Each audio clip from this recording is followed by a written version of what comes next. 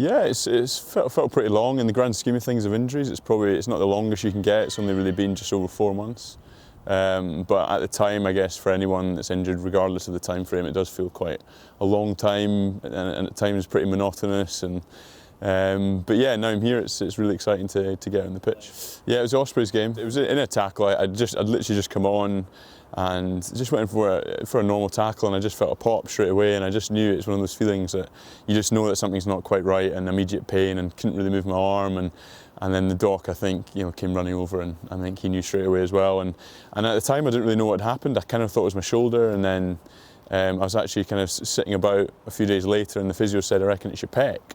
And he told me to look in the mirror, and I could just see this moob form that I couldn't move anymore. It was bizarre. So I was like, I think you might be right. So yeah, it turned out it was my pec and had to get surgery and stuff. But yeah, it's been a good rehab. It's been pretty smooth so far, and yeah, ready to go.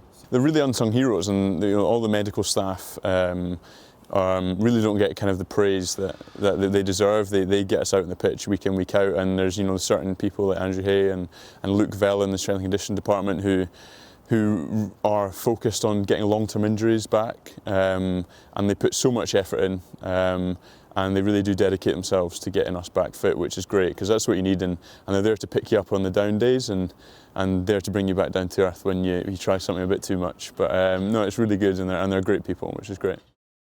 I had a daughter, Arabella. She's 9.5 weeks old now, so it happened kind of middle of the injury, really, and when I went in for surgery, Naomi was quick to ask whether I could be able to help with nappies and hold her 8 weeks post-surgery, which the surgeon unfortunately said I could. But no, it's been great, and it has been a silver lining.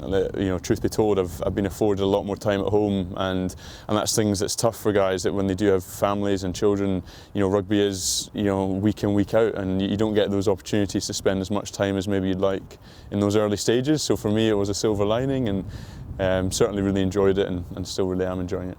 Boys have been playing really well, and that's great for someone that's injured, because it drives you to get back, because you see the boys winning and winning well and playing well, and all you want to do is be a part of it again. So yeah, the competition in the squad, absolutely, and looking forward to getting in the mix and throwing my hat in the ring and see what happens. It's a target, I guess, is slightly on the horizon, and definitely going for it, and obviously committed to stay for a little bit longer, and yeah, definitely want to go for it, and it'd be pretty cool to be able to say I was a centurion of the club that I grew up supporting.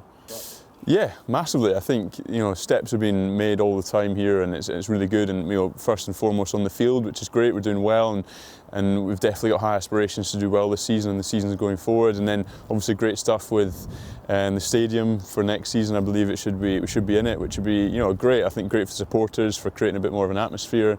And for us to, I guess, kind of cement a home ground, which I've been a part of a few chops and changes over the years, and it'll be nice to cement one down and really get stuck into it.